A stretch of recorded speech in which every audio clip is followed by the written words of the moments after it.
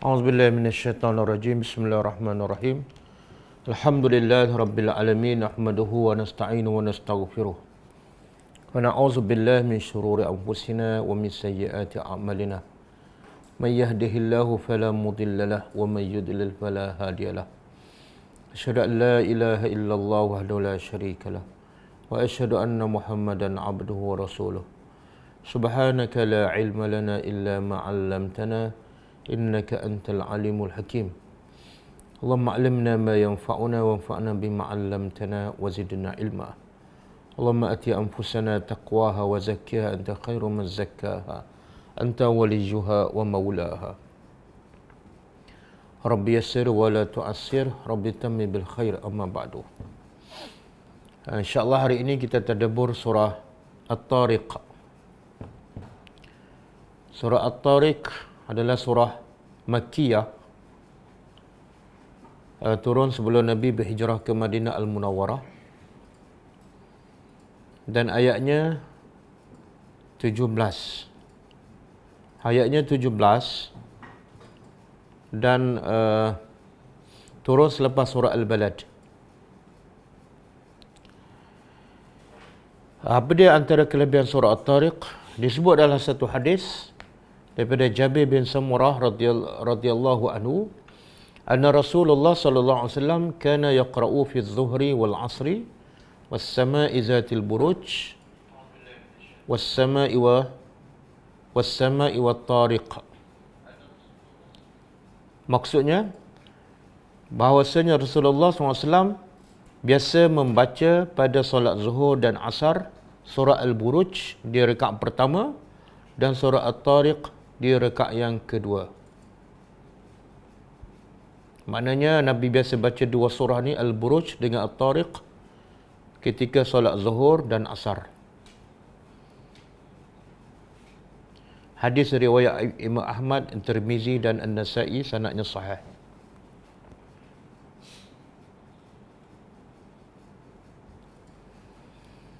Okey,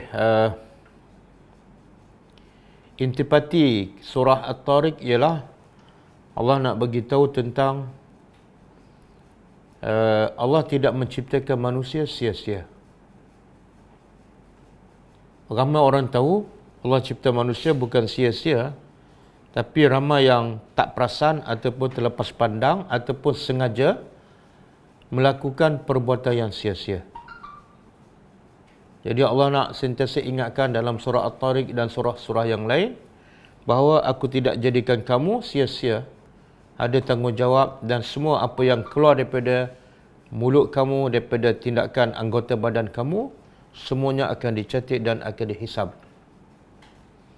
Sebagaimana Allah sebut dalam surah Al-Mu'minun, afa hasibtum annama khalaqnakum abasan wa annakum ilayna la turja'un. Adakah kamu sangka annama khalaqnakum, sesungguhnya kami hanya ciptakan kamu abasa, sia-sia, main-main. Wa annakum ilayna la turja'un, dan kamu sangka bahawa kamu ni tidak kembali kepada aku. Adakah sepatutnya begitu? Jadi intipati surah At-Tariq ialah Allah nak ingatkan manusia bahawa Allah ciptakan manusia ada tujuan. Tujuannya sangat besar dan mulia, dan kebaikannya adalah untuk manusia juga, iaitu nak memastikan manusia mentaati Allah, beribadah kepadanya demi untuk mendapat kebahagiaan yang kekal abadi. Okey, kita tadabbur. Auzubillahi minasyaitonirrajim. Surah ni Allah mula dengan sumpah. Biasa surah Makkiyah ni ataupun surah kalau ada permulaan dengan sumpah, biasanya surah Makkiyah. Was-sama'i, demi langit.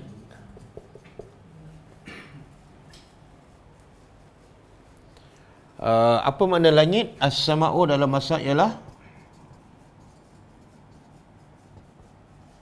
kullu ma alaka.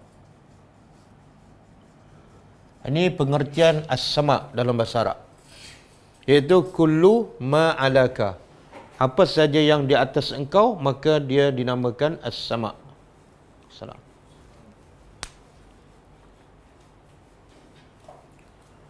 Sebab tu Allah kata wa anzalna minas samai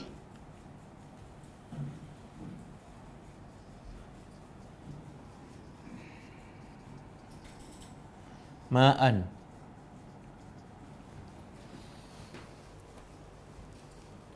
Allah beritahu wa anzalna, kami telah turunkan minas samai, daripada as-sama', air, ma'an, iaitu air hujan. Jadi mak di sini, as-sama' di sini apa maksud? Adakah langit ataupun awan? Air hujan bukan turun daripada langit tapi turun daripada awan. Tapi Allah menggunakan perkataan as-sama'. Sebab apa? Sebab sama' tu bukan bermakna langit. Asalnya bukan bermakna langit. Asal maknanya ialah kullu ma'alaka, apa saja yang atas pada engkau, maka dia adalah sama'. Sama ada di langit ke, ataupun awan ke, ataupun apa-apa sahaja. Okey, jadi Allah bersumpah demi langit ataupun apa yang tinggi. Tapi di sini Allah bersumpah dengan makhluknya. Bila Allah bersumpah dengan makhluknya, sebenarnya mesejnya ialah Allah nak bagi tahu kebesarannya, kehebatannya. Kehebatan Allah ialah mencipta benda yang tinggi dan tidak ada tiang dan berlapis-lapis. Sebab itulah was-sama' ni kita nak terjemah apa yang tinggi pun betul, nak terjemah langit pun betul. Sebab langit adalah antara benda yang tinggi, bahkan langitlah makhluk Allah yang paling besar yang kita nampak dan yang paling menunjukkan kebesaran dan kehebatan Allah Subhanahu Wa Taala. Jadi bila Allah bersumpah, antara tujuan Allah nak perkenalkan dirinya, kehebatannya melalui apa dia? Ciptaannya. Maknanya kita kena berfikirlah. Daripada langit ni, bagaimana langit itu boleh dicipta, bagaimana langit itu boleh kekal, daripada mula diciptakan sampai kiamat, tidak ada retak, tidak ada sengit.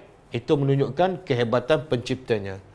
Yang kedua, Allah nak beritahu rahmat Allah.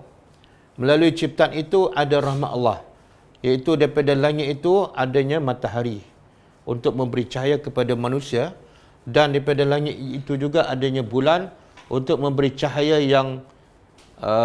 yang tidak secerah matahari supaya manusia dapat berehat dan tidur. Dan daripada langit juga bagaimana adanya awan menurunkan hujan, adanya malaikat yang menurunkan rahmat, adanya Jibril yang menurunkan wahyu.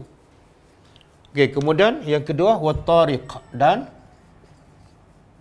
at-tariq. At-tariq.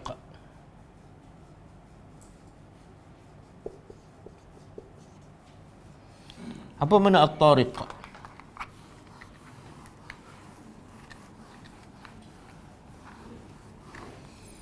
At-tariq ni daripada perkataan at-tarqu. At-tarqu. Dalam bahasa Arab, at-tarqu makna dia ad-darbu asy-syadid.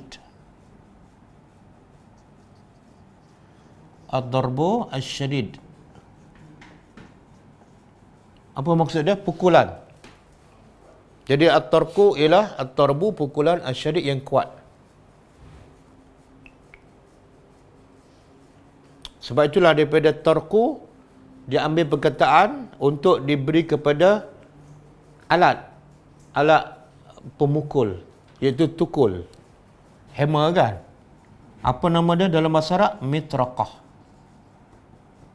Mitraqah daripada at-tarku, sebab dia alat untuk memukul dengan kuat. Kalau nak pukul biasa-biasa tak payah pakai tukul.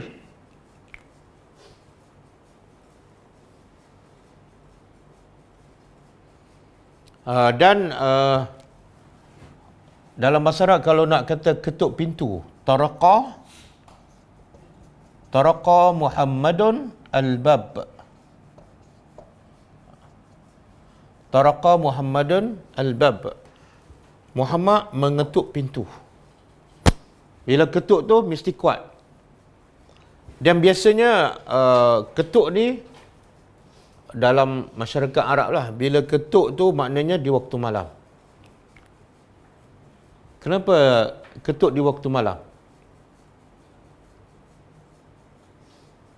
Sebab siang ni biasa orang tak ketuk. Sebab orang nampak. Kadang-kadang pintu terbuka kan. Kita bagi salam pun cukup.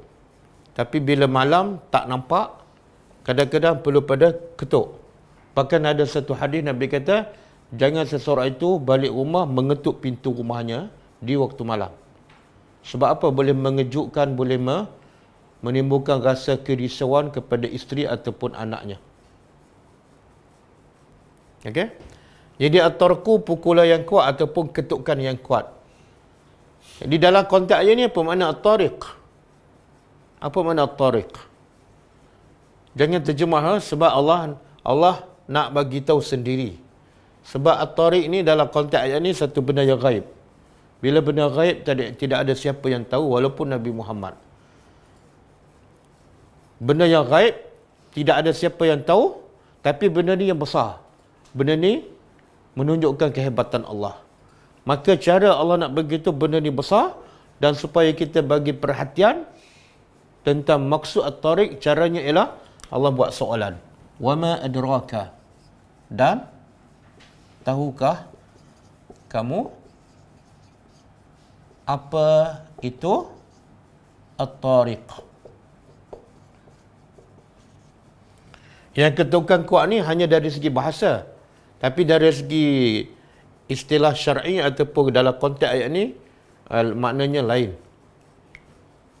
Jadi Allah bertanya, "Wama adraka mat-tariq?" Tahukah kamu apakah itu at-tariq? Jadi Allah boleh je nak bagi tahu was-sama'i wat-tariq, kemudian terus iaitu an-najmu as-saqib. Boleh je. Tapi kenapa ada soalan di tengah ni? Apa hikmahnya?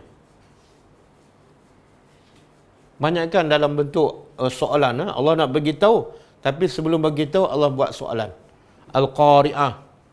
Kemudian Allah buat soalan. Wa ma adraka mal qari'ah?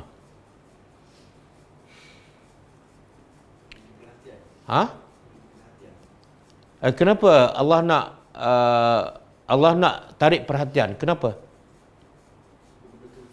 Benda tu besar, benda tu penting.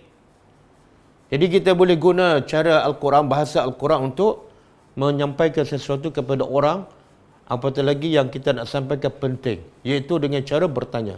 Tahukah kamu apakah itu? Tapi ramai tak bila baca wama adraka mat-tariq, dia tak bagi perhatian juga, dia terus jalan sampai habis. Makna dia tidak tadabbur dan dia tak akan dapat manfaat daripada Al-Quran. Okey. Di sini Allah bertanya dengan apa? Wama adraka. Wama adraka. Ada dalam Quran kita jumpa, ini kalau kita belajar bahasa Arab, ini fi'il madhi. Fi'il madhi. Past tense. Tapi ada dalam Quran, Allah bertanya dalam bentuk fi'il mudhari'. Wama yudrika. Ini dalam bentuk fi'il mudhari'. Apa makna mudhari'? Akan datang, sentiasa, ataupun sedang. Kan? Jadi apa beza ni? Kadang-kadang Allah tanya dalam bentuk fi'il madhi, kadang-kadang dalam bentuk fi'il mudhari'. Contoh apa di ayat ni? Wa ma yudrika la'alla as-sa'ata qarib.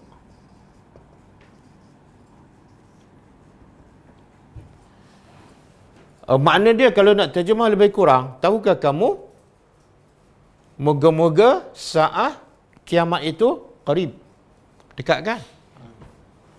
Jadi tahukah kamu apakah itu at-tariq?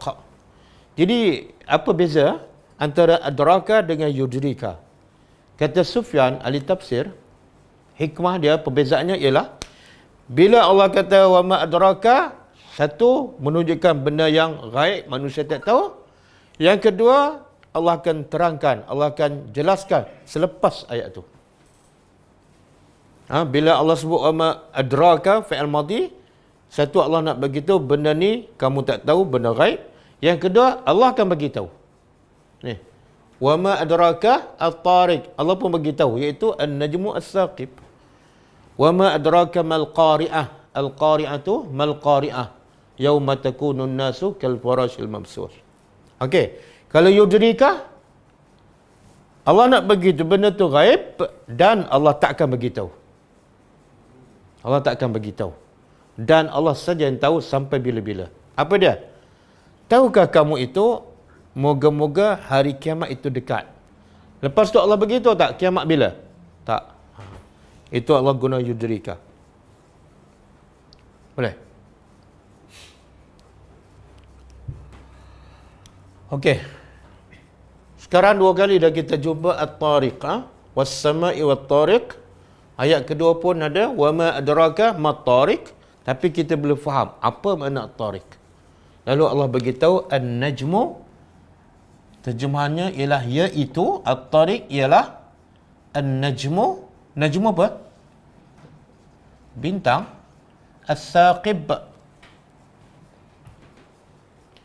Saqib ni dalam bahasa Arab ialah saqbu, lubang.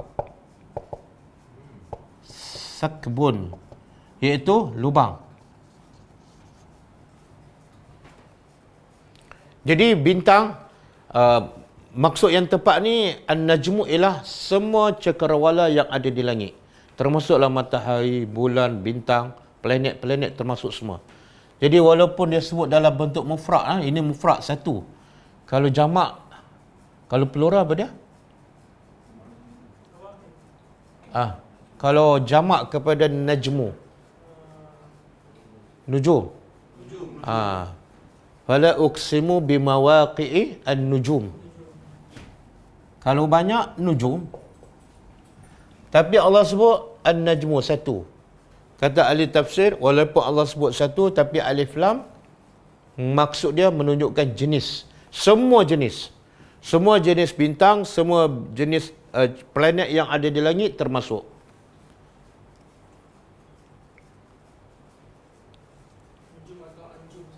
Anjum. Okey, saqib ni asal dia makna lubang. Lubang kan? Jadi bintang yang lubang.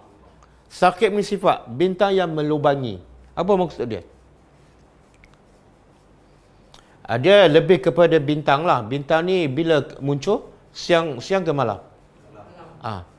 Jadi malam tu gelap. Bila gelap, bintang menembusi kegelapan dengan cahaya.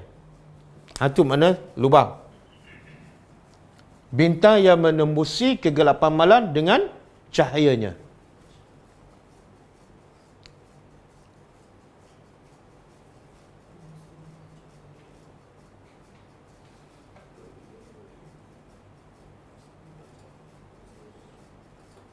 Boleh? Contoh dalam rumah kita, gelap. Tiba-tiba di luar cerah. Dan ada satu lubang. Daripada lubang tu, masuk. Itu dipanggil cahaya yang menembusi kegelapan.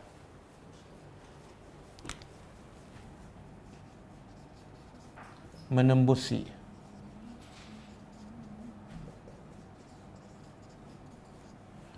Jadi apa? Sekarang kita dah tahu apa makna at-tariq. Iaitu najmus saqib. Okey. Tadi makna asal tariq apa dia? Ketuk dengan kuat. Apa kaitan? Menembusi kegelapan malam. Apa kaitan? Dengan makna tariq yang asalnya pukul dengan kuat. Iaitu kegelapan malam, bintang tu menembusi kegelapan dengan kekuatan cahayanya. Seolah dia mengetuk kegelapan dengan cahayanya. Dia ketuk dengan kuat. Tapi memang ada jumpa. Boleh menyambung tak tanya? Bintang yang dipanggil knocking star, dia boleh bunyi tek. Sekarang dia boleh jumpa je. Kurun terbaru ni, bintang dia bunyi tek. Dia panggil knocking star. Waktu malam lah. Masa dia orang telefon, malam-malam ada bunyi. Siapa yang dengar? Dia orang telefon. Buat kajian? Tak ada orang ahli tafsir mengatakan ada planet-planet yang bintang-bintang ke yang memang kita belum nampak, yang kita belum tahu. Yang kita tahu tu adalah hanya sebahagian. Jadi apa faedah ni Allah sebut an-najmu as-saqib? Apa faedah, apa hikmahnya? Adakah semata-mata nak bagi tahu? Itu bukan kerja Tuhan. Sekadar nak cerita penglipu lara, bukan. Satu, Allah nak bagi tahu kehebatan Allah. Apa dah?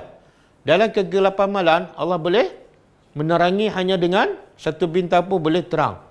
Satu. Yang kedua, cahaya bintang dengan ke bumi, kita tahu tak jaraknya berapa jauh? Di antara planet semua ni, yang paling dekat dengan kita pada? Matahari ke, bulan ke, bintang ke? Yang paling dekat dengan kita?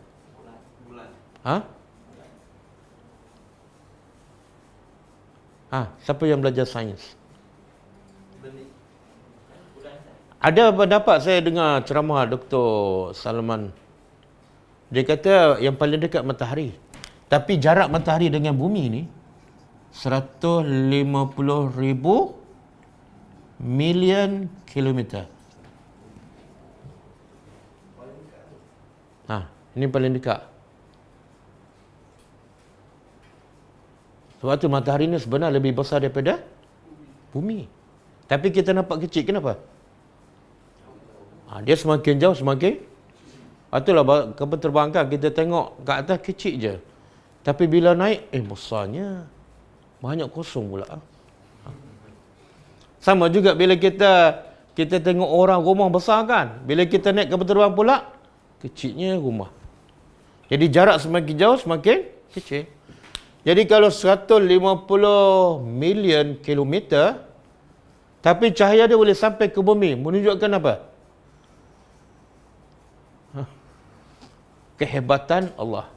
Kita toslet kita cahaya boleh sampai berapa kilometer?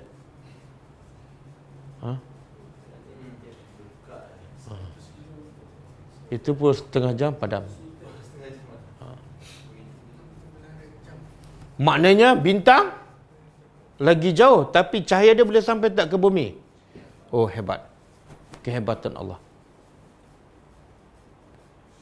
Dan apa lagi faedah bintang?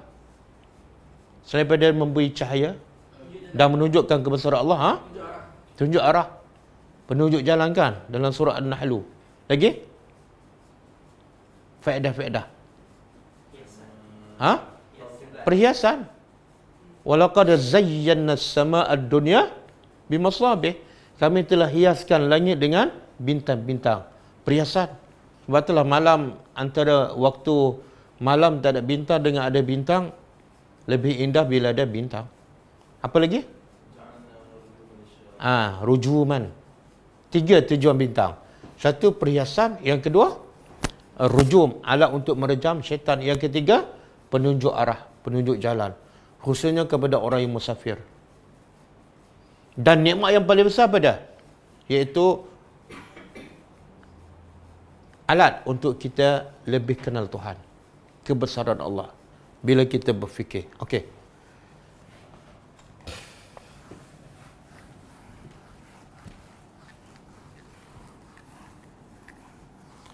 Kemudian, macam biasa kan, bila Allah bersumpah, ada mesej Allah nak bagi tahu. Ini belum apa-apa lagi ni. Ini baru bersumpah ni.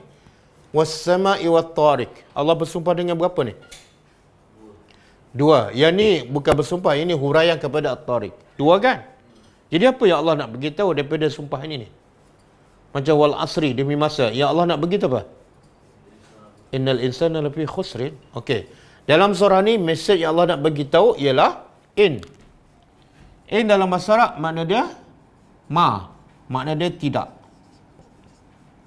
Kullu, setiap. Nafsin, jiwa. Tidaklah setiap jiwa. Lamma dalam bahasa Arab makna dia kecuali. Tidaklah setiap jiwa kecuali ke atasnya ada hafiz, ada penjaga. Jadi setiap jiwa, Allah kata tidak ada setiap jiwa melainkan mesti ada hafiz. Termasuklah para nabi. Okey, sekarang kita nak faham. Siapa Al-Hafiz ni? Yang menjaga kita, siapa? Dia ada 2. Ada dua tafsiran. Satu, Allah. Wallahu khairul hafizin. Allah sebaik-baik penjaga. Pendapat kedua, malaikat. Dan tafsir yang paling rajih ialah malaikat. Sebenarnya malaikat jaga pun atas arahan Allah. Jadi yang menjalankan tugas menjaga manusia ialah malaikat. Okey. Kita nak faham pula, kalau yang menjaga adalah malaikat, malaikat jaga apa ni? Malaikat buat apa? Mencatat amalan. Ada dalil? Ada dalil tak malaikat kerja dia jaga tu mana? Dia catat amalan.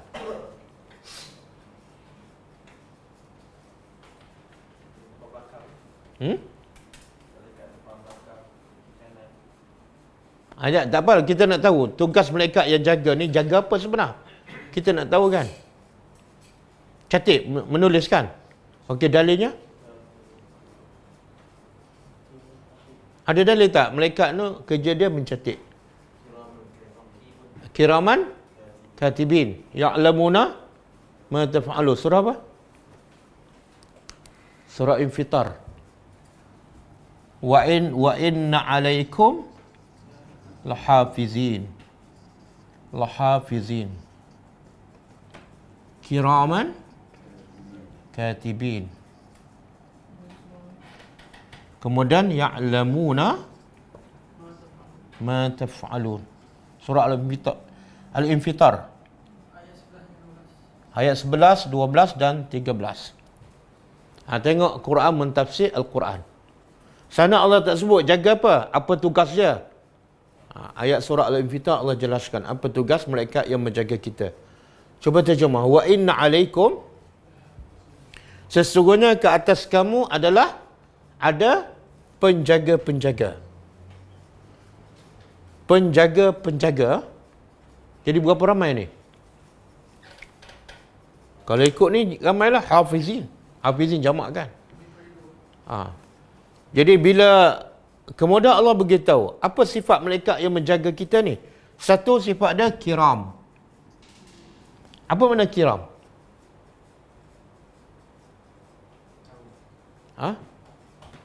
Dia kalau malakun kan malakun karim. Kalau malakun satu malaikat, sifat dia karim, mulia. Kalau malaikah kiramun. Jadi kiram dengan karim makna sama. Cuma karim seorang, kiram ramai. Kan sini hafizin. Bila hafizin sini kiram. Kalau seorang hafiz karim. Okey. Jadi sifat malaikat yang jaga kita yang pertama apa dah? Kiram. Kenapa Allah bagi tahu kiram? Apa maksud kiram?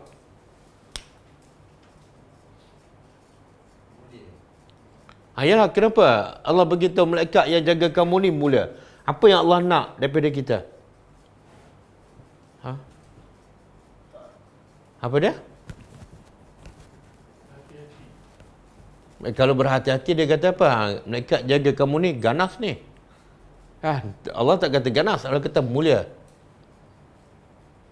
Makhluk yang baik sama kita. Sepatutnya? Janganlah buat benda tak baik.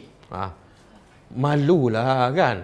Analoginya ada 2-3 orang kawan dia yang sangat mulia, sangat baik, duduk bersama kita. Kita masa tu berani tak nak buat benda yang tak senonoh? Tak. Walaupun dia hanya kawan, mungkin dia silap juga kan. Tapi ini bukan kawan ni, malaikat. Dan dia bersama kita berapa lama? Satu hari, berapa jam? 24 jam. Orang mulia 24 jam bersama kita, popek-popek mengumpat, tengok, ya Allah. Tahu kenapa kita berani buat tu? Kenapa kita berani buat tu? Tak yakin ni. Tak yakin ni. Ada penjaga dan penjaga tu sangat betul? Tak masuk dalam hati. Kan? Lepas tu kadang-kadang kita depan orang besar ke beradab je. Kan? Tapi bila balik rumah, depan ustaz ke beradak je. Balik rumah, buka baju terlentang kan? Sebab apa? Ustaz tak ada. Tapi malaikat ada tak? Malaikat dengan ustaz mana lebih mulia? Sepatut dia lebih beradak di mana? Wah. Bisikan yang baik tu malaikat. Ya. Nabi sebut dalam satu hadis, setiap orang ada dua bisikan. Satu bisikan daripada malaikat yang sentiasa suruh benda yang baik. Yang kedua bisikan daripada syaitan yang sentiasa suruh 24 jam suruh benda yang mungkar. Apa dia? Ini lah, malaikat ni kan. Ha? Malaikat ni Rahman ni kan. Tak, malaikat lain. Ramai. Ini kerja apa ni? Semua malaikat mulia. Tapi ini khusus untuk yang duduk bersama kita ni. Kerja dia, ini sifat. Kerja dia apa dia? Katibin. Ini kerja dia. Sifat mulia. Kerja penulis. Bukan dia bisik. Ha? Bukan dia suruh buat baik. Tak ada. Itu malaikat lain. Malaikat banyak. Dia tak campur aduk. Dia faham tugas masing-masing. Bila Allah kata katibin, tulis je. Boleh? Seram pula Ustaz. Ha? Itulah faedah tadabbur. Tadabbur memberi kesan pada kita dan kita akan lebih berhati-hati dan kita akan jadi lebih baik. Itu tadabbur. Kalau baca kiraman katibin, lepas tu mengumpat kan. Tajwid nombor 1. Dan lagi menakutkan apa? Allah kata apa? Ya'lamuna. Mereka tahu apa yang kamu habis. Jadi nak sembunyi kat mana?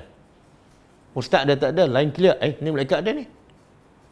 Nak sembunyi mana? Bahkan dia tulis yang mana ni? Nabi sebut dalam satu hadis, man hamma bis sayyi'ah falam ya'malha walam yaktub. Siapa yang berangan-angan, berazam nak buat kejahatan tapi tak jadi buat, malaikat tak tulis. Dan siapa berazam nak buat baik tapi tak buat, malaikat tulis dah. Tulis apa? Berdasarkan apa ni? Niat keazaman. Dah tulis dah. Ini dia tahu apa yang kita lakukan dan yang kita baru nak lakukan, baru berniat. Kalau kita berazam nak buat kejahatan, tiba-tiba tak buat, malaikat tulis tak? Tak. Jangan bagi tahu aku dah niat tapi tak buat, jangan tulis, tak payah beritahu, dia faham dah. Dan kalau kita berniat nak buat kebaikan dan kita buat pula, dia tulis apa? 10.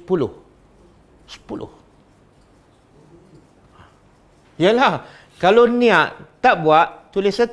Kalau niat buat, takkan 1 juga, 10. Kita niat nak pergi apa, nak pergi kelas kan. Tiba-tiba hujan. Tak payah dia pergi sebab hujan. Dia tulis 1. Tapi kita niat nak pergi kelas, kita pergi juga 10. Yang duduk dalam kelas lain pula. Itu baru pergi. Amalan yang kamu pergi lain, amalan kamu duduk lain. Ha? Tak, 10. 10. Ustaz tu pula kalau tak datang sebab hujan, 1. Pelajar lebih banyak. Betul lah. Kan Nabi kata, kalau dia berniat dan dia beramal, 10. Ustaz tak amal pun tak datang. Pelajar dah datang.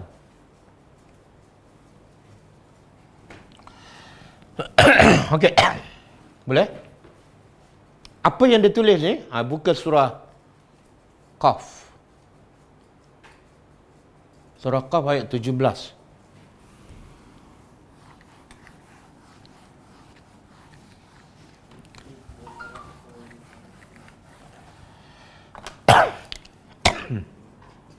Is al-mutalaqqiyani.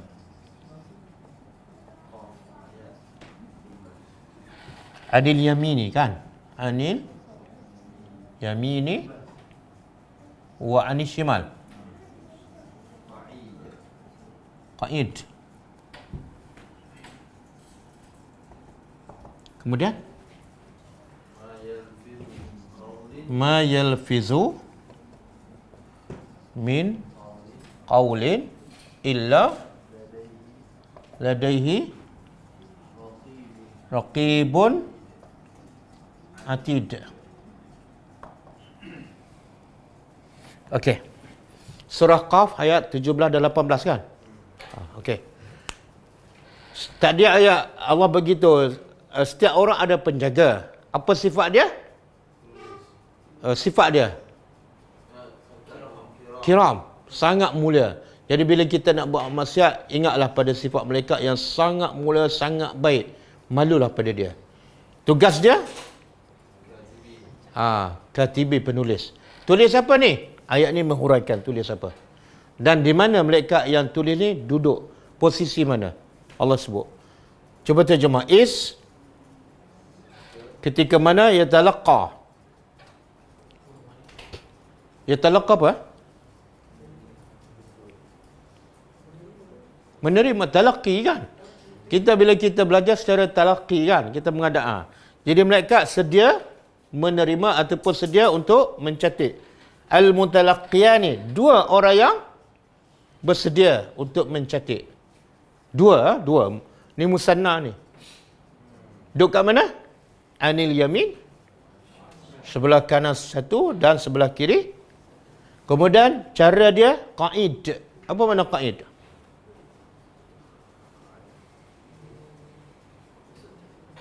Kalau qa'ada duduk. Kan? Qa'ada duduk. Kalau qu'udan kan? Allazina yazkurunallaha qiyaman wa qu'udan. Jadi malaikat tu Allah nak bagi tahu qaid apa makna? Adakah malaikat duduk sebelah kanan duduk, sebelah kiri duduk? Tengok je kita. Pendapat paling kuat qaid di sini ialah maksudnya malaikat tu sentiasa bersama kita, dia tak akan berjalan, tak akan beredar. Ikut. Pulau Mega pun dia sampai.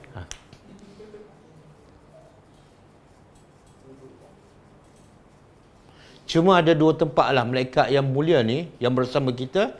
Dua tempat dia tak akan betul-betul dekat dengan kita. Pertama bila kita masuk tandas.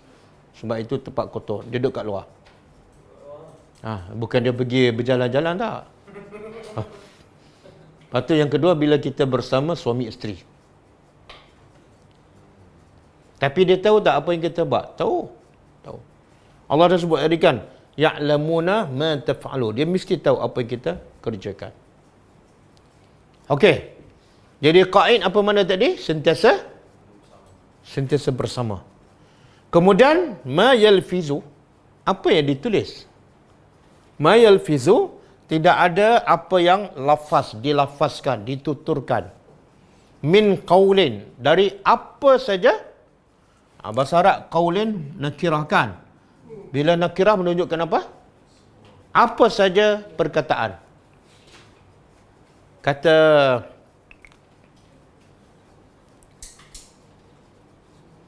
Kata Al-Hasan, termasuklah orang tu mengeluh ataupun mengaduh.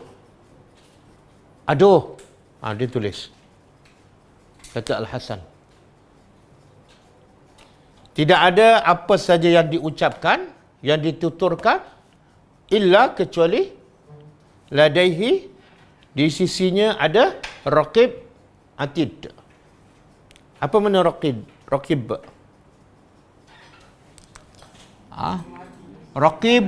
atid. Apa makna? Muraqabah. Makna Allah nak begitu apa ni? Nama malaikat ke sifat dia? Sifat bukan nama. Kita belajar dulu salah. Kita belajar malaikat sebelah kanan namanya raqib. Duduk sebelah kiri. Sebab tu tak takut-takut pun. Dia tahu nama je. Dia tak tahu sifat. Apa makna raqib? Allah nak begitu. Malaikat yang sebelah kanan tu, yang kanan ada hadis, tulis benda yang baik. Yang kiri tulis benda yang tak baik. Dan sifat dia apa dah? Raqib, sentiasa memerhati, mengawas 24 jam. Supaya Allah nak kita rasa, jangan ingat malaikat ni ada ketika mengantuk ke, terlepas pandang ke kan. Tengah-tengah kita bercakap, malaikat tertengok benda lain. Jangan. Tak ada. Mana rakib 24 jam sentiasa mengawas. Keluar je, zak tulis. Bodoh, tulis bodoh. Kamu ni bodoh, bangang, celaka. Tiga-tiga dia tulis. Kan? Malaikat tak katalah, ni dia bodoh, dia ulang 3 kali. Tulis sekali je, tak. 3 kali bodoh, 3 kali dia tulis. Oh, cuba bayangkan berapa perkataan kita cakap setiap hari. Daripada bangun tidur sampai tidur balik kan? Agak-agak berapa?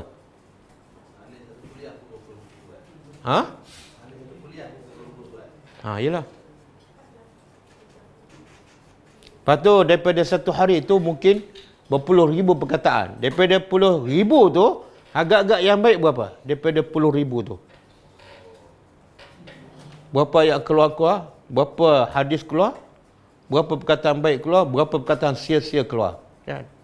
Kita boleh muhasabah diri. Dalam satu hari ni, yang aku cakap sia-sia mungkin 80%. Kan? Saya pernah ceritakan Imam Ahmad bin Hanbal ketika dia sakit, ada seorang anak murid Tawus pergi ziarah dia. Jadi bila dia ziarah Imam Ahmad bin Hanbal yang sedang sakit, Imam Ahmad tu aduh. Jadi anak murid kepada Tawus beritahu, guru aku iaitu Tawus pesan, dia mengatakan maksud ayat ni tidak ada satu pun perkataan yang dituturkan melainkan mereka akan catat. Guru aku kata termasuklah mengeluh ataupun mengadu pun dicatat. Aduh, dia tulis aduh. Oh, sakit belakangnya, tulis sakit belakang. Lepas Imam Ahmad dengar nasihat tu, lepas pada tu langsung dia tak mengaduh sampai dia mati. Kenapa? Sebab dia tak nak rekod amalan dia ada perkataan walaupun tak haram, tapi sia-sia. Kalau kita sebut aduh dapat pahala tak? Tak. Sakit je, alhamdulillah dapat pahala.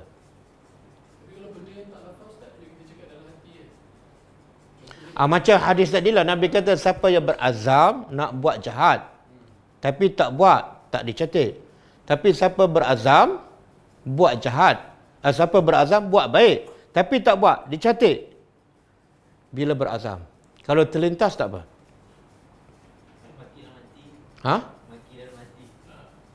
Dia maki ke terlintas? Maki terlintas ke maki betul-betul berazam? Dah macam ni. Terlintas ni dia datang terus kita tak layan. Tapi kalau kita makikan bodoh, tak istighfar pun, itu dicatat. Dia ni 3 kali dah aku tengok, memang bodoh betul lah, confirm. Tapi tak cakap. Itu dicatat. Sebab ada amalan dalam bentuk hati. Ada amalan dalam bentuk hati seperti dengki. Dengki dalam hati. Sangka buruk dalam hati. Itu catat tu. Soalan dia, malaikat tahu tak apa dalam hati? Malaikat tak tahu, tapi Allah yang akan bagi tahu. Allah yang akan bagi tahu. Oh. Kita pergi berdakwahkan, lepas tu niat dalam hati, balik ni aku nak tidur betul-betul qada kan. Catat tak?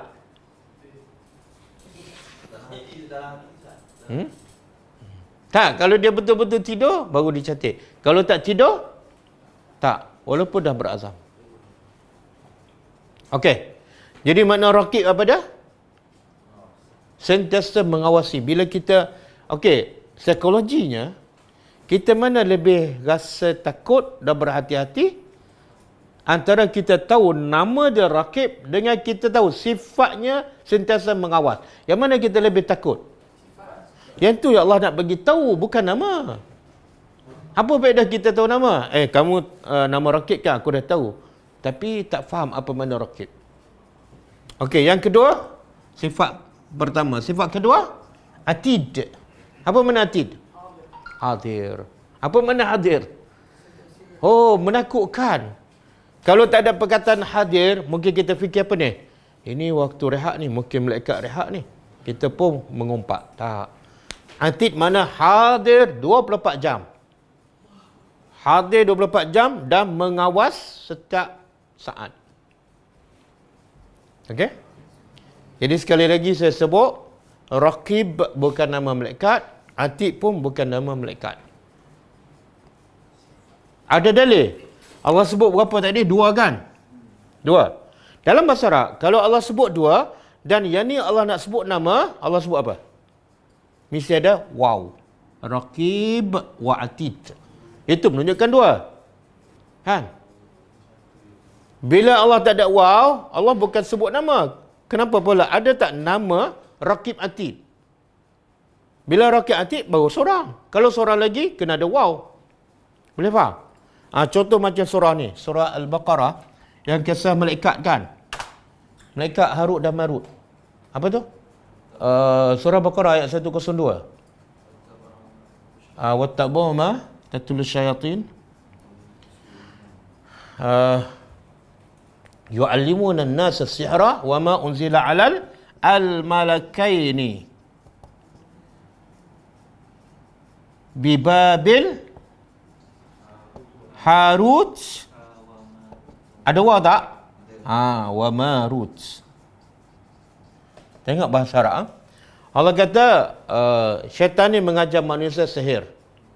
Dan juga apa yang diturun kepada malaikat ini. Berapa? 2 malaikat. Malaikat tu berada di mana? Di Babylon. Kan? Dan apa nama malaikat tu? Harut dan ada waw tak? Ni baru nak bagi tahu nama. Kalau sini 2, sini ada waw. Sini 2 tapi tak ada waw, itu sifat. Kalau saya tanya, apa sifat malaikat yang sebelah kanan? Apa sifat dia? Raqib Atid. Dua-dua sifat dia. Apa sifat malaikat sebelah kiri? Raqib Atid.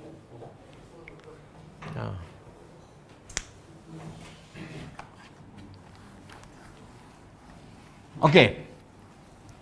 Jadi sekarang kita dapat faham yang menjaga malaikat. Tugasnya apa tadi? Mencatatkan kebaikan dan keburukan. Mana posisi dia? Kanan dan kiri. Okey, depan belakang ada tak? Ada. Itu nama apa pula? Kemudian yang depan belakang ni kerja apa pula? Yang kanan kiri dah mencatat, yang depan belakang? Jaga keselamatan. Jaga apa? Langkah. Ada dalil. Cuba buka surah ni, Al-Ra'd ayat 11. Surah Ar-Ra'd ayat 11. Lahu mu'aqibatun.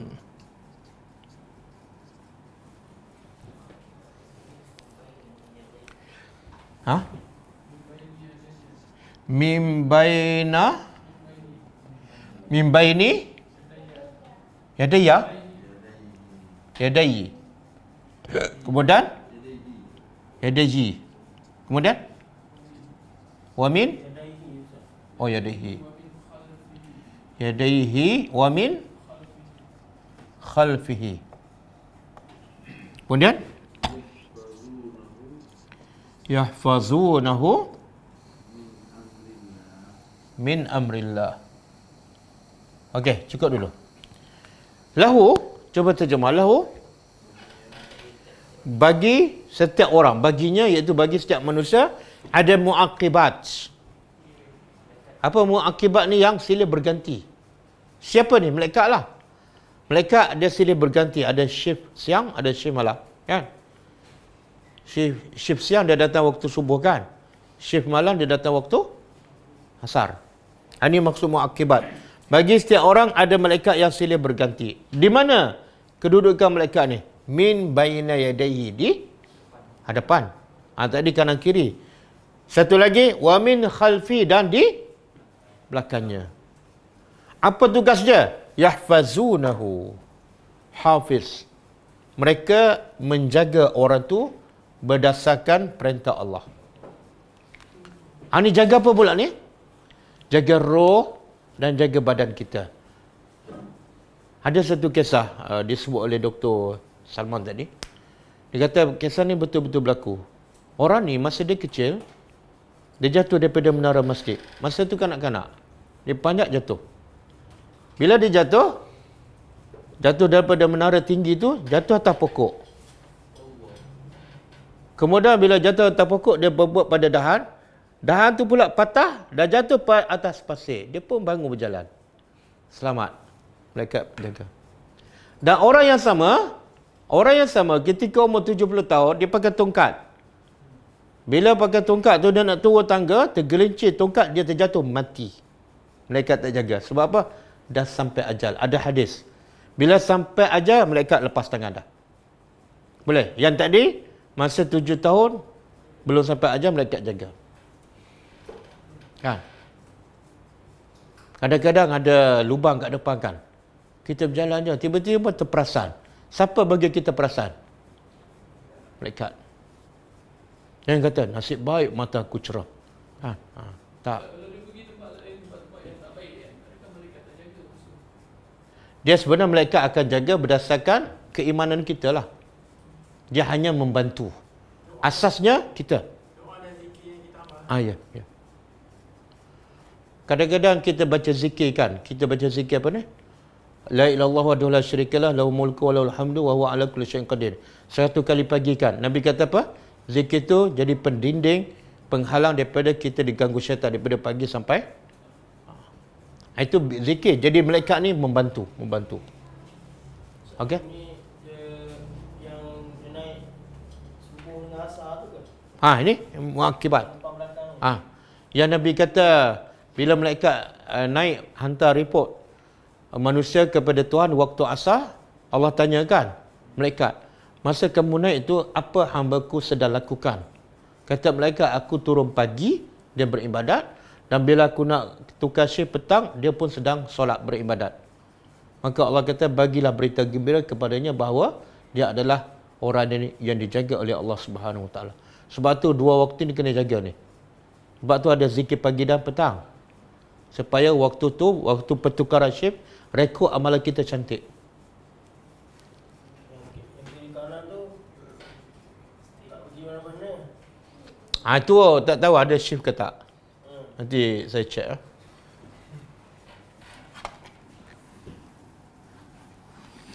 Cuma jadi sekarang ada berapa malaikat? 4. Cuba bayangkan kalau kita fikirkan. Ada 4 orang escort kita kan. Perhati apa kita buat, apa kita tengok. Apa jadi pada kita? Kita macam lebih baik pada malaikat tu. Nak tengok, tunduk, nak dengar pun. Tangan apa, semua jaga. Tapi sebenarnya itulah. Tapi tak berlaku sebab apa? Sebab Allah jadikan malaikat tak nampak. Jadi mana lebih baik? Allah bagi malaikat nampak ke tak nampak? Tak nampak menyebabkan kita tak perasan, buat dosa je. Kalau nampak, apa kebaikannya? Semua orang baik dan kebanyakan akan jadi munafik. Akhirnya kita bukan takut pada Allah, takut. Kenapa tak mengumpat ni? Malaikat ada sebelah. Bukan kerana Allah. Satu. Yang kedua, kalau malaikat Allah bagi nampak 4, kita hidup tak akan bebas. Rasa stres. Nak pergi mana, nak melancong, tak payahlah. Malaikat ikut juga. Okey. Jadi Allah tu maha bijak. Allah jadikan malaikat tak nampak. Okey, boleh?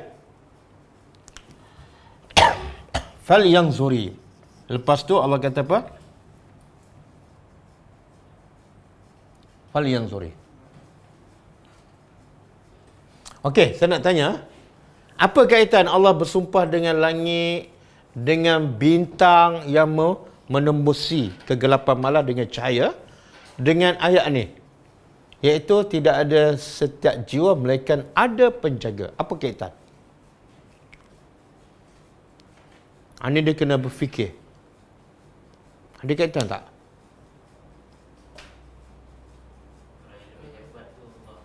Apa dia? Langit tu, bintang tu lagi hebat.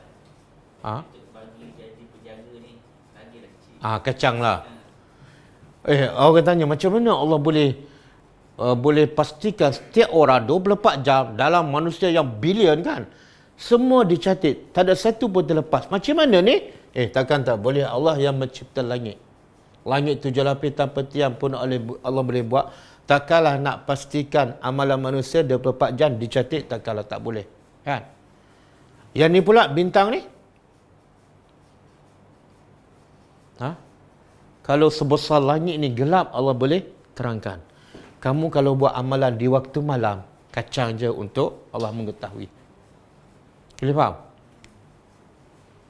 Okey, fal yanzur, maka hendaklah. Yanzur apa dia? Perhati dengan apa? Mata ke dengan akal? Akal. Dan kalau kita belajar bahasa Arab, lam ni kena faham. Lam dia panggil lamul amri. Lam perintah. Bila perintah menunjukkan apa? Wajib. Kita kena faham ni. Sebab bila wajib, makna wajib buat. Kalau tak buat, berdosa. Kita ingat yang wajib ni solat, puasa, haji, sedekah. Tak. Banyak lagi yang wajib yang kita tak perasan dan akhirnya kita tak buat dan kita berdosa. Apa dia yang wajib di sini?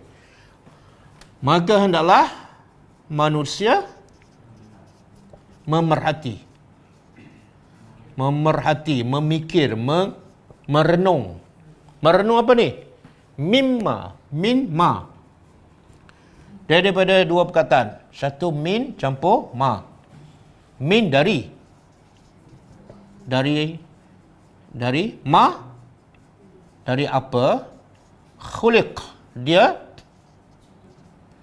telah diciptakan.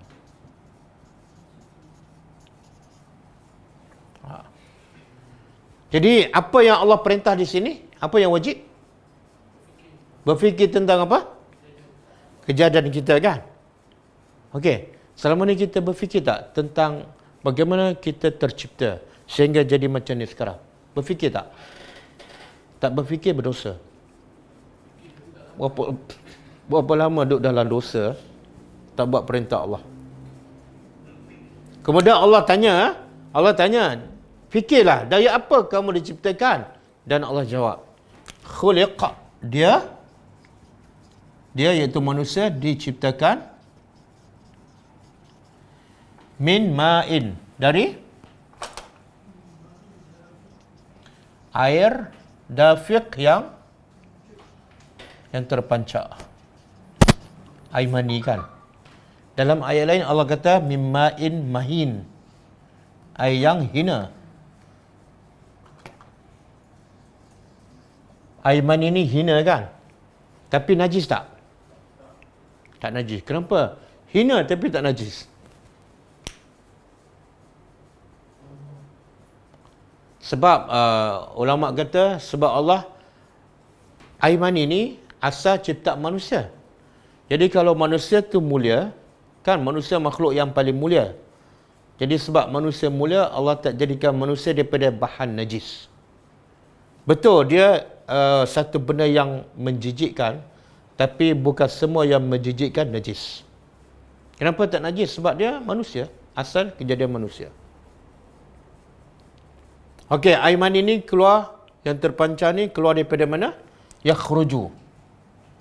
Ia keluar min baini. Min dari baini, antara. Sulbi apa? Tulang sulbi dia terjemah satu je, tulang je. Sulbi tak terjemah. Sulbi tulang belakang. Antara tulang, air itu keluar daripada tulang belakang. Wa taraib, dan apa dia? Bukan tanah, ha? Dada. Yang tanah tu Adam, kan? Manusia daripada air mani. Cuma Allah nak beritahu proses air mani terpancar tu asalnya daripada mana? Keluar daripada tulang belakang dan dada. Tulang belakang siapa? Yang dada pula siapa? Ada dalil? Mana dia sebut sulbi ar-rijal? Tak ada. Taraib an-nisa, tak ada. Sebenarnya itu terjemahan. Sebab itulah pendapat Syekh Saleh Utsaimin, dia kata tak ada dalil pun mengatakan air mani adalah campuran daripada tulang bahagian lelaki dan perempuan. Tak ada dalil. Bila tak ada dalil, air mani itu daripada lelaki. Maknanya daripada tulang belakang lelaki dan daripada dada lelaki juga.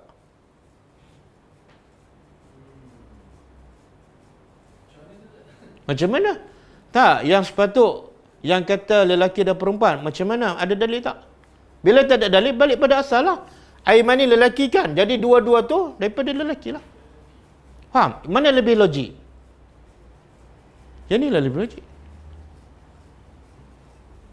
Mana? Bila sebab ayat tu pun sebab tu sebut min ma'in kan. Ma'in tu memang atas lelaki. Ya. Okey.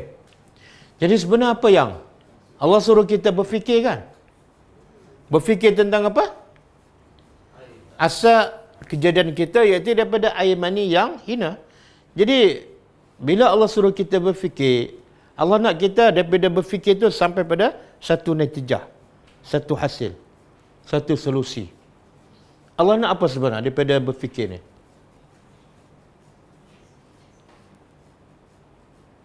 Ramai orang berfikir tapi tak sampai pada contoh dia berfikir tingginya langit, tapi setakat tu je lah, dia tak sampai pada hasilnya. Jadi apa yang Allah nak sebenarnya? Apa dia? Takut kenapa? Takut pada Allah. Kenapa?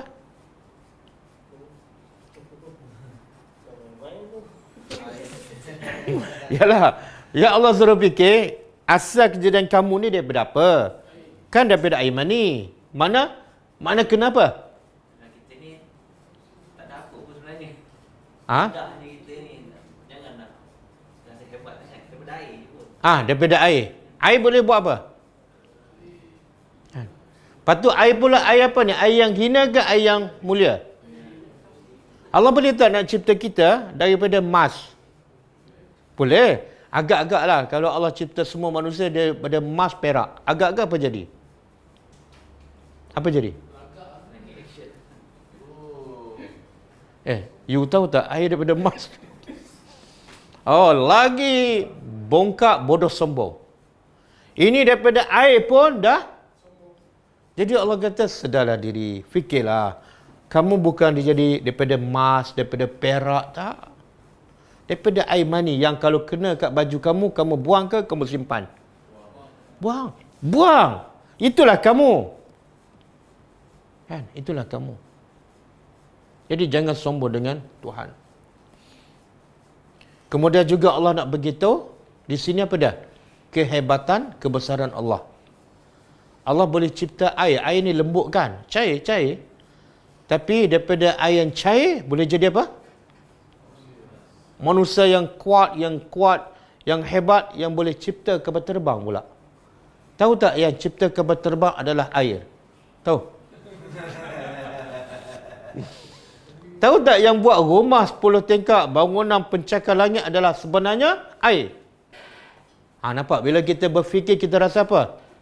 Hebatnya Allah. Okey, boleh. Jadi, kenapa Allah suruh berfikir dan wajib berfikir? Kenapa? Kenapa wajib berfikir? Ramai orang salat tapi tak berfikir kan? Sebab tu dia salat malas. Sebab dia rasa dia tu hebat. Kenapa aku nak sembah Allah? Aku dah kaya kan? Dia tak rasa kebesaran Allah dan dia tak rasa dia tu sebenarnya hina. Maka sebab itulah berfikir salah satu cara yang paling berkesan untuk menyedarkan diri kita dan untuk kita kenal Allah supaya akhirnya kita betul-betul jadi hamba kepada Allah, bukan hamba kepada nafsu. Okey? Kita berhenti setakat ayat yang ke-7. Dia beza. Ra'a tengok sebitas lalu tanpa berfikir. Contoh. Ya. Kalau fi'il amar ra. Ra'a yarah ra. Macam saya kata, saya melihat Ali semalam di pasar, tapi saya tak perhati pun, tengok je. Dan sebab tu ayat yang Allah kata afala yanzuruna ilal ibil kaifa khuliqat. Allah tak kata afala yarawna. Jadi banyak ayat-ayat Allah yang Allah suruh kita berfikirkan. Tengok langit, tengok burung, tengok unta, tengok gunung. Sebenarnya itu adalah perintah yang paling asas sebelum kita solat, sebelum kita beribadat. Kalau kita tak rasa kebesaran Allah, solat kita tak akan jadi lazat. Dan kita tak akan rasa penting ibadat tu.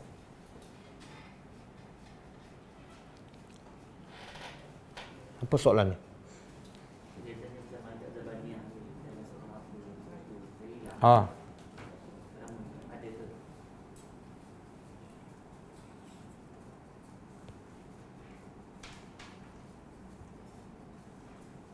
Soal alam. Mana soalannya?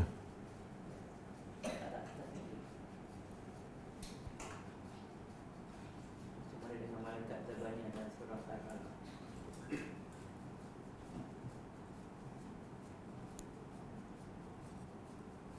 Jadi soalannya apa? Pasal apa? Macam mana dengan malaikat zaman Macam mana? Tu ada nama betul kat dalam tu. Sifat tu. Tak, sifat. Az-Zabaniyah bukan nama malaikat. Itu adalah sifat yang menunjukkan kekasaran, ketegasan dan makna sentiasa mentaati perintah Allah. Zabaniyah bukan nama, dia adalah sifat. Dia tak banyak malaikat yang Allah bagi nama sama ada dalam Al-Quran ataupun hadis. Ya Allah bagi nama Jibril, Mikail, Israfil, Harut, Marut dalam Quran, Munkar Nakir, Malik yang menjaga syurga, Ridwan yang menjaga neraka. Malik jaga neraka, Ridwan yang menjaga syurga. Yang Israfil ada, yang Israel tak ada. Israel malaikat apa? Yang cabut nyawa kan? Bila Israel datang memanggil. Dia itu pun tidak ada dalam hadis. Ya Allah sebut hanya malakul maut. Mana soalan ni? Ustaz, sifat malaikat itu boleh baca apa dalam fikiran kita dan hati kita ataupun tak boleh. Mereka mencatat hanya yang zahir saja. Yang dalam hati manusia itu termasuk ilmu Allah. Okey. Malaikat tak tahu, semua makhluk tak tahu benda yang gaib. Termasuk dalam hati manusia, fikiran manusia. Nabi yang paling mulia, bahkan lebih mulia daripada malaikat Jibril, pun Nabi tak tahu apa dalam kepala para sahabat. Apa dalam hati orang munafik, Nabi tak tahu. Kecuali Allah yang beritahu. Begitu juga malaikat yang akan mencatat ni, dia tak akan tahu apa dalam fikiran kita, kecuali Allah beritahu. Contoh macam hadis tadi kan, Nabi kata siapa yang berazam untuk buat kebaikan tapi tak buat, malaikat catat. Sedang kita tak buat lagi, malaikat tak nampak apa perbuatan kita. Hanya keazaman dalam hati, Allah beritahu. Bolehkah diucapkan selamat hari Krismas kepada bukan Islam? Pendapat paling kuat tidak boleh sebab hari Krismas adalah perayaan agama. Tidak boleh. Baca je doa, semoga kamu diberi hidayah ataupun kebaikan. Lepas tu sebut dalam bracket hidayah. Apakah qarin? Qarin ni, kalau kita baca Quran surah Qaf, Allah sebut dua. Satu qarin, qarin makna dia yang sentiasa mendampingi kita. Dan dalam surah Qaf Allah kata, qarin juga adalah syaitan, qarin juga adalah malaikat. Sebab dua-dua mendampingi manusia. Dalam ayat ni Allah kata, وَمَنْ يَعْشُوا عَنْ ذِكْرِ الرَّحْمَنِ نُقَيِّدْ لَهُ شَيْطَانٍ فَهُوَ لَهُ قَرِينٌ. Siapa yang berpaling daripada peringatan kepada aku akan hantar seekor syaitan kepadanya sehingga syaitan menjadi qarin. Tengok konteks ayat. Ada ayat yang qarin makna dia syaitan. Ada ayat qarin makna dia malaikat dalam surah Qaf. Boleh buka surah Qaf. Yang tu kok yang membisikkan ni. Bisik. Bisik buat jahat. Tak pasti. Qarin malaikat ni yang membisikkan ataupun yang lain, tapi yang makna qari ialah yang sentiasa mendampingi kita. Malaikat elok kita ni biar syaitan. Dia tak boleh halang. Kan manusia diberi pilihan. Manusia hidup adalah ujian. Bila syarat nak diuji mesti apa? Syarat nak diuji Mesti ada kebebasan. Kalau syaitan nak kacau, malaikat pun tepis. Mana kita pun tak buat kejahatan bukan sebab kehendak kita, tapi sebab dihalau oleh, tak boleh. Malaikat tak kacau. Bila kita nak buat jahat, itu usaha kita tanggung sendiri. Cuma malaikat ni hanya bisik je, beritahu, pujuk. Syaitan pun pujuk. Sebab tu syaitan kata di akhirat besok apa dia? Fala talumuni walumu anfusakum. Jangan kamu kutuk aku. Jangan cela aku, tapi celalah diri kamu sebab yang buat keputusan kamu. Aku hanya pujuk sahaja.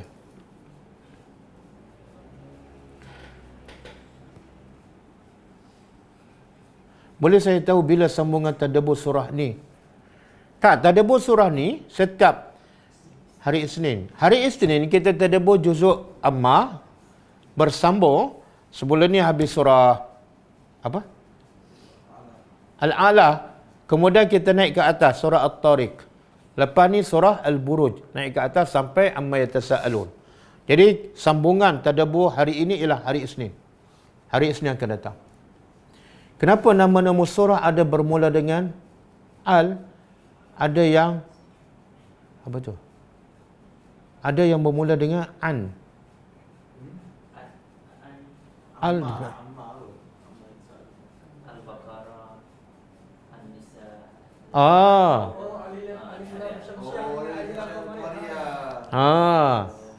Ada surah nama dia Al-Baqarah. Mana itu alif lam syamsiah. Al-Qamariyah. Ada surah, nama surah ialah alif lam syamsiah seperti bukan. Surah Asy-Syams. Jadi nak menjawab soalan tu, dia sebenarnya soalan tu tak relevan. Sebab yang bagi nama surah tu Allah. Jadi Allah bagi surah, nama surah berdasarkan perkataan. Ada perkataan alif lam syamsiah, maka sebut Asy-Syams. Ada nama surah perkataan dia bukan syamsiah tapi Al-Qamariyah, maka Al-Baqarah, Al-Fil. Okey. Jangan fokus pada nama surah, fokuslah pada ayat. Bolehkah isteri memakai pakaian seksi maut? Lala seksi maut pula. Seksi maut apabila berdua dengan suami, malaikat sentiasa memerhati. Apakah itu juga tak malu pada malaikat?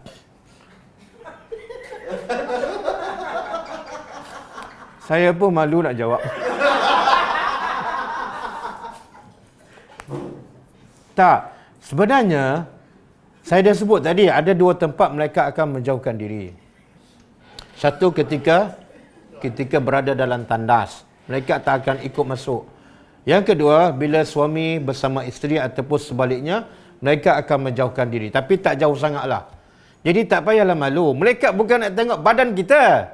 Malaikat nak tengok apa dalam hati kita. Ini pakaian tutup semua. Bersama suami pun tutup semua. Tapi hati dengki. Celaka suami aku. Yang tu yang malaikat. Jadi jangan ada malu pada malaikat. Malulah pada Allah. Kan? Kita bila bersama suami isteri, kita bogel. Dosa ke tak? Tak dosa. Tak payahlah pakai seksi, bogel terus.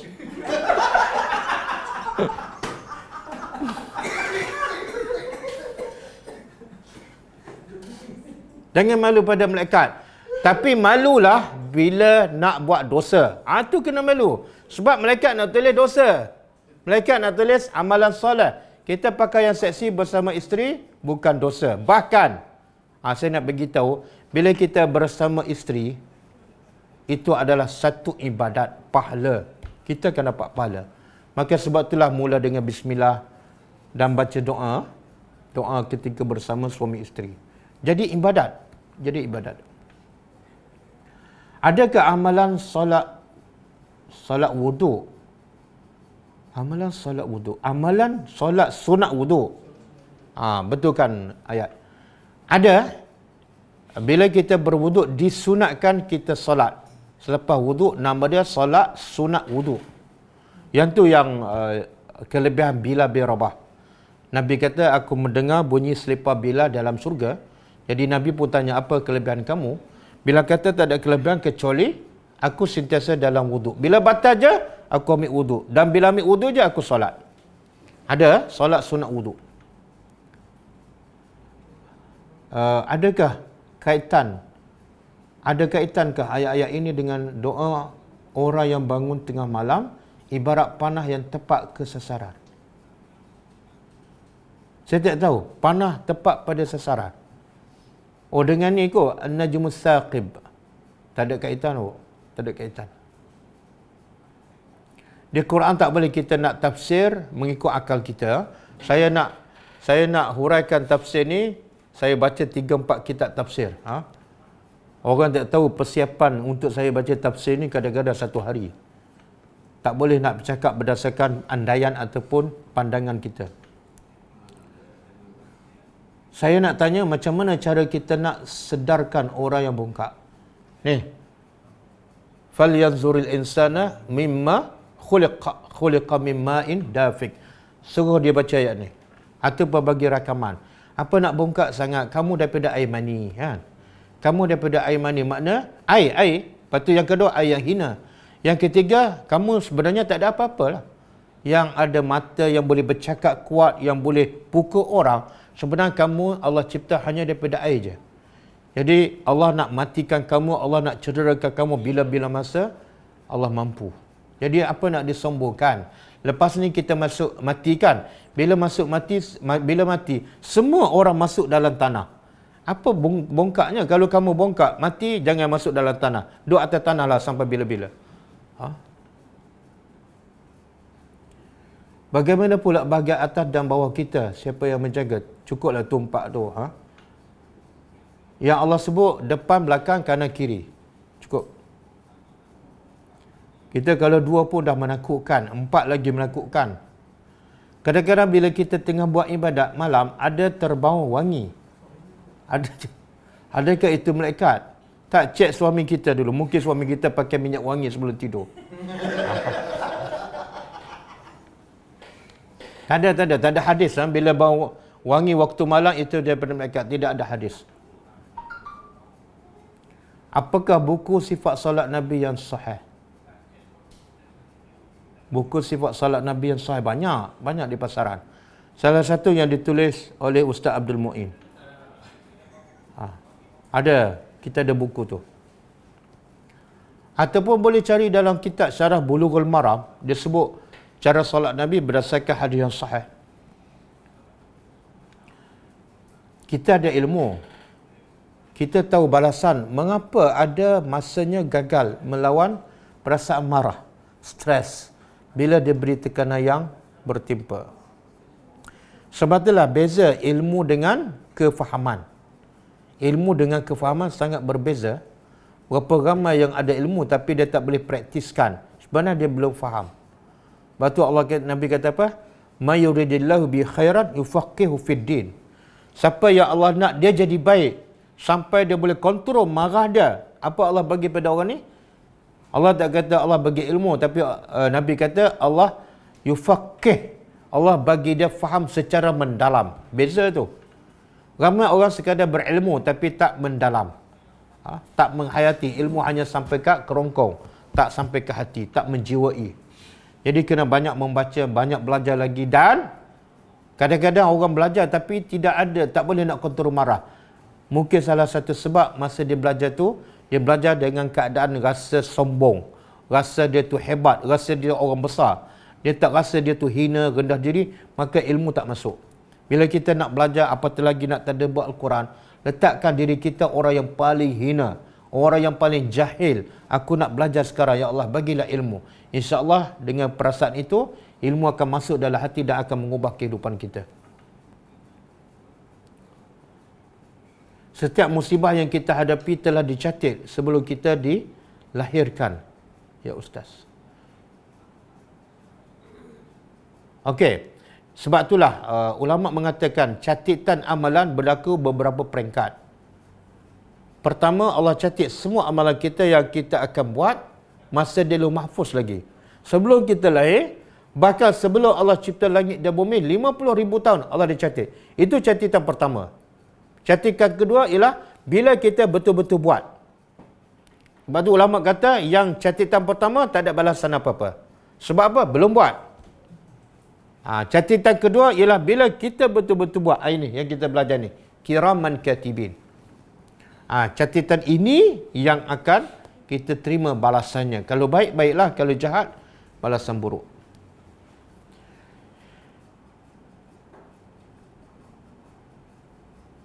Ustaz, kita manusia dijadikan daripada air hanya Adam dan Hawa. Ya, betul.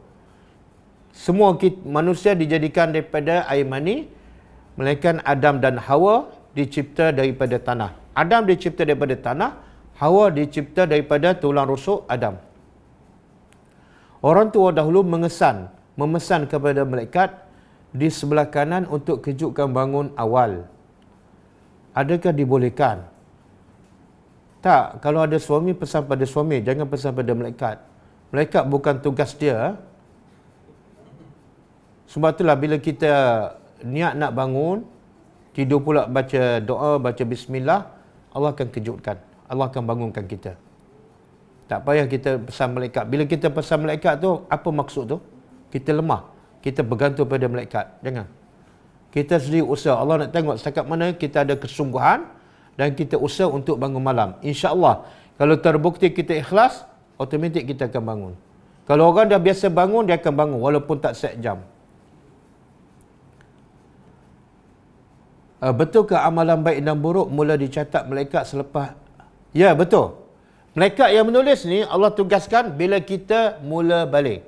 Sebelum tu buat apa pun, malaikat tak catat. Kita mengumpat ke apakah, tak dicatat sebagai dosa. Jadi mula kita balik sampailah kita wafat. Rezeki, jodoh dan maut dah dicatat oleh malaikat. Ditentukan Allah. Kita kena faham, dicatat oleh malaikat apa yang kita pilih setelah kita diberi pilihan. Ramai orang salah faham, dia kata apa? Kita tak payah buat apa-apalah sebab Allah dah tulis. Kalau kita buat baik pun Allah tulis jahat, jadi jahat juga. Tak. Apa yang ditulis ialah sebenarnya berdasarkan pilihan kita sendiri. Setelah kita diberi pilihan. Orang baik ataupun jahat bergantung pada iman kita. Ya. Bergantung, kan Allah sebut dalam surah Ar-Ra'du juga, innallaha la yughayyiru ma biqaumin hatta yughayyiru ma bi anfusihim. Sesungguhnya Allah tidak akan ubah nasib seseorang kecuali orang tu sendiri yang mengubahnya. Jadi perubahan baik ke jahat semuanya terserah kepada kita dengan izin Allah. Bolehkah jin melihat malaikat? Saya tak tahu. Wallahu a'lam. Berkenaan dengan selawat, bagaimana kalau amalkan selawat yang Nabi tak ajarkan? Lebih baik jangan amalkan. Lebih baik jangan amalkan. Sebab selawat yang Nabi ajar sahih dan banyak bentuk. Selawat yang terbaik ialah selawat Ibrahimiyah. Kalau dah ada yang terbaik, kenapa kita nak ambil yang kurang baik? Yang manusia ni, dia banding dengan yang daripada Nabi, bumi dengan langit lah. Yang selawat daripada Nabi, wahyu daripada Allah. Yang selawat daripada manusia, mungkin daripada nafsu. Mungkin betul, mungkin salah. Jadi orang yang waras, sentiasa memastikan amalan dia adalah terbaik. Iaitu pilih daripada yang terbaik lah. Ini daripada Nabi dan wahyu. Ini daripada manusia, mungkin daripada mimpi, mungkin nafsu. Kenapa kita nak pilih yang kurang baik? Kalau kita cerdik, kita waras, pilihlah yang terbaik.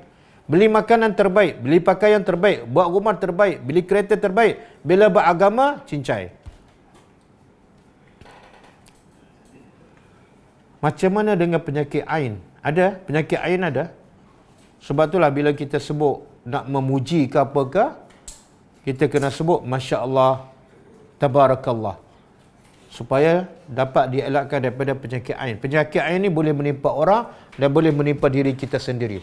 Sebagaimana kisah dalam Ashabul Kahfi, orang yang ada 2 kebun, dia kena penyakit ain. Sebab apa? Diri dia sendiri.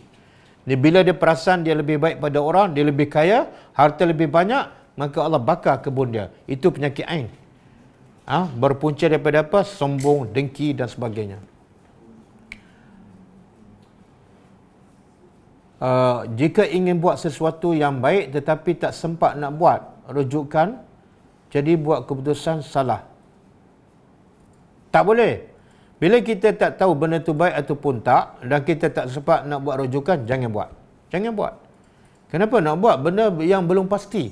Buatlah benda yang dah pasti, yang memang banyak pun. Terlalu banyak benda yang pasti daripada Nabi yang kita belum buat. Jadi benda yang belum pasti, jangan buat sehingga kita pasti betul-betul ia adalah sahih dan daripada Nabi sallallahu alaihi wasallam. Betulkah qarin ada bersama kita, dilahirkan bersama? Ya, betul. Setiap orang ada qarin, kata Nabi kepada Aisyah radhiyallahu anha. Termasuklah Nabi pun ada qarin. Cuma qarin yang bersama Nabi, Nabi beritahu dia telah ada dua pendapat lah. Satu, qarin yang bersama Nabi memeluk Islam. Satu lagi pendapat, qarin bersama Nabi bukan memeluk Islam, tapi dia tak suruh benda yang jahat kepada Nabi. Qarin itu pun adalah juga daripada jin ataupun daripada syaitan.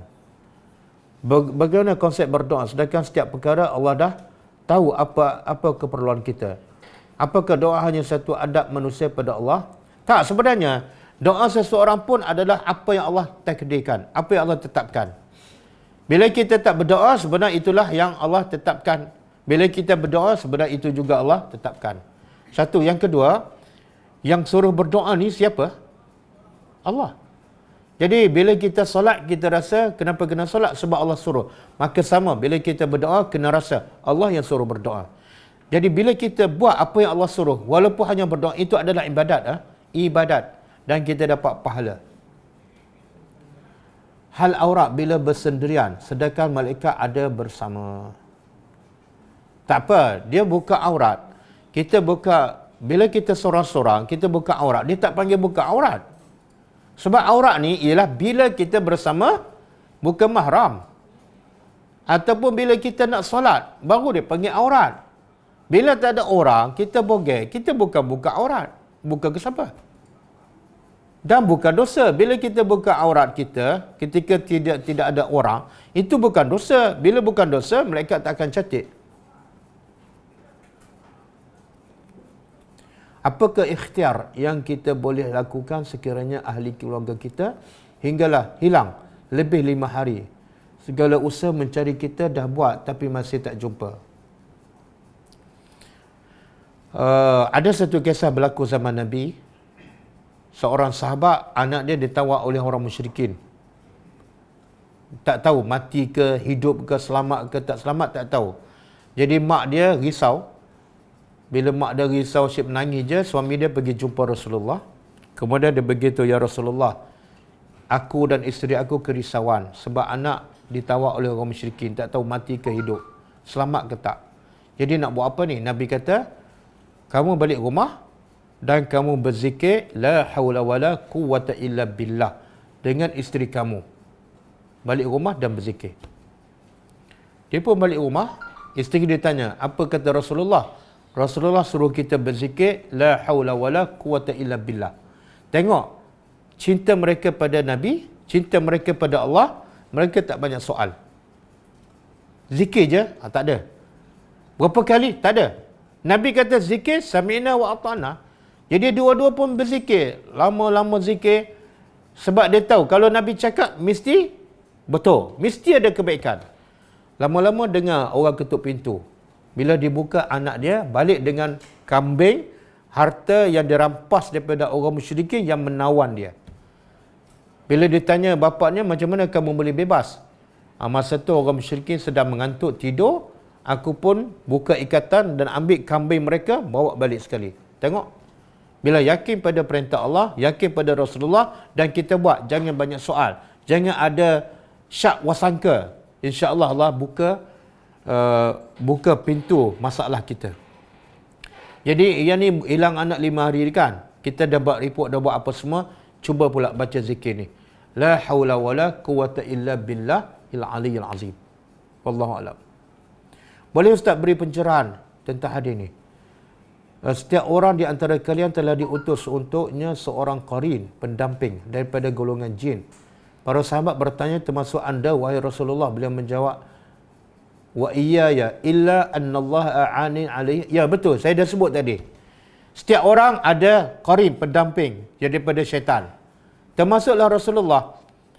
Cuma Rasulullah beritahu, qarin yang bersama aku fa aslama. Aslama ni ada 2 tafsirat. Satu, qarin tu telah masuk Islam. Qarin syaitan yang bersama Nabi yang sepatut ganggu Nabi telah memeluk Islam. Jadi bila peluk Islam, dia tak suruh Nabi buat benda jahat. Yang kedua, maksud aslama ialah Qarin yang bersama Nabi daripada syaitan ni serah diri, bukan masuk Islam, dan dia tak akan suruh Nabi kecuali benda yang baik sahaja. Itu untuk Nabi sahaja. Qarin bersama kita sentiasa menyuruh benda yang jahat. Banyak lagi belajar, lagi macam-macam ujian nak. Adakah dalil sebelum tidur baca bismillah? Tak ada. Baca bismillah 21 kali. Saya yakin tak sampai tu. Sekali je tertidur dah. Sunnah Nabi ialah baca bismillah sekali. Baca 3 kul. Baca ayat kursi. Baca 2 ayat akhir surah Al-Baqarah. Apa lagi? Allah makini min azabika yauma tab'asu ibadika. 3 kali. Allahumma alimul ghaib wasyahadah yang kita baca zikir pagi. Itu pun disunat baca sebelum tidur. Cukup tu. Kalau nak itu lagi boleh baca surah Al-Mulk sebelum tidur. Bolehkah catatan dosa kita terhapus? Ya, boleh. Bila kita bertaubat. Bila kita taubat, semua terpadam. Nabi kata, at-taibu minaz zambi kaman la zambalahu. Orang yang bertaubat daripada dosa seperti orang yang tidak ada dosa langsung. Mana delete. Dah.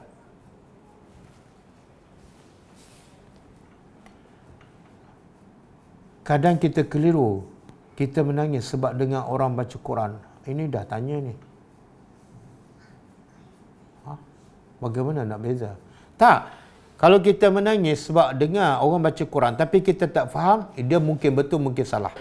Mungkin kita ditipu oleh syaitan, syok sendiri kan. Ataupun mungkin betul, kita dengar orang baca Quran, kita menangis. Sebab apa? Sebab sedih, tak faham. Okey, betul. Tapi kalau kita dengar orang baca Quran, kita tak faham, tapi menangis. Lepas tu tak buat apa-apa, itu bisikan syaitan. Macam mana kita menangis benda yang kita tak faham?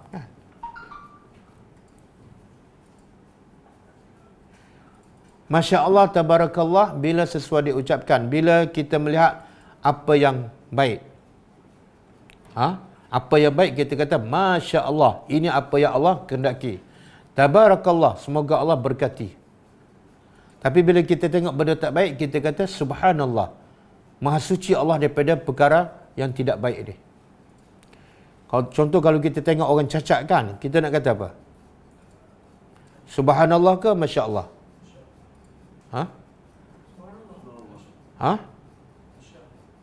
Masya Allah ke Subhanallah? Tengok orang OKU, 2 tangan tak ada, 2 kaki tak ada. Masya Allah ke Subhanallah? Apa dia? Masya Allah, kenapa?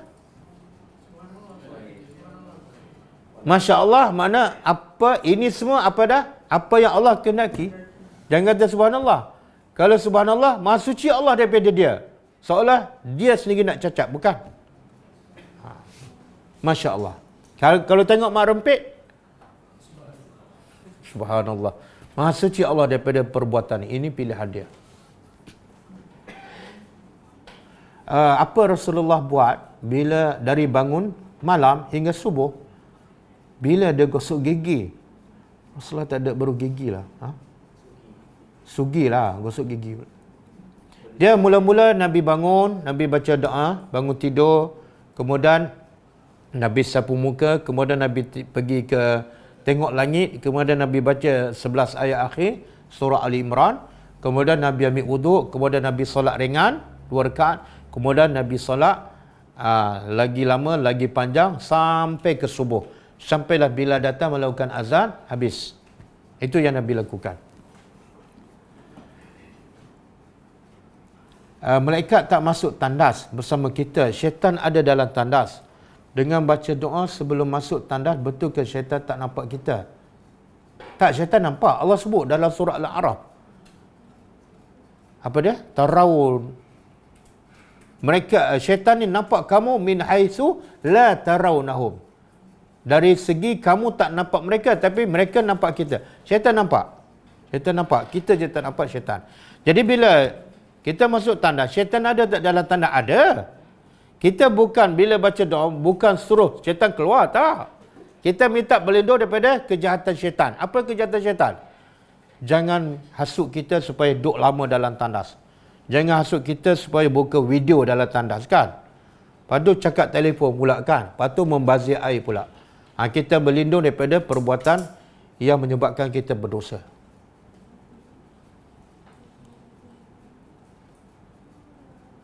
Bagaimana cara untuk mengajak orang tua untuk yakin dengan Al-Quran? Boleh PM saya lah, Lina. Dah, dia. Bawah? Tak ada? Bagaimana catatan amalan anak istimewa? Tak, bila dia tak waras ataupun tak berakal, tak ada catatan. Tak ada catatan. Dia tak ada dosa. Berkenaan guna sumpah, bolehkah dibatalkan sumpah yang pernah dilafazkan? Kena kafarah. Kalau kita bersumpah nak buat sesuatu, tiba-tiba tak buat, kena kafarah. Kafarahnya boleh, saya lupa dah. Nanti PM saya lupa dah kafarahnya apa dia. Jika wanita angkat kain di luar rumah tanpa menutup sepenuhnya aurat dia, tapi tiada orang di situ, apakah dia berdosa? Okey, dia angkat kain yang dijemur di luar rumah, kan? Tapi dia tak tutup kepala dan orang tak ada. Mana dia tahu orang tak ada? Orang boleh datang sekelip mata je dengan kereta ke dengan motor, kan? Ataupun mungkin orang duduk dalam rumah dia tapi dia nampak. Jadi sebab tu bila keluar rumah je kena tutup. Jangan anggap orang tak ada, boleh. Jangan. Sebab kita tak tahu, kadang-kadang orang datang sekelip mata, kita berdosa. Tutuplah.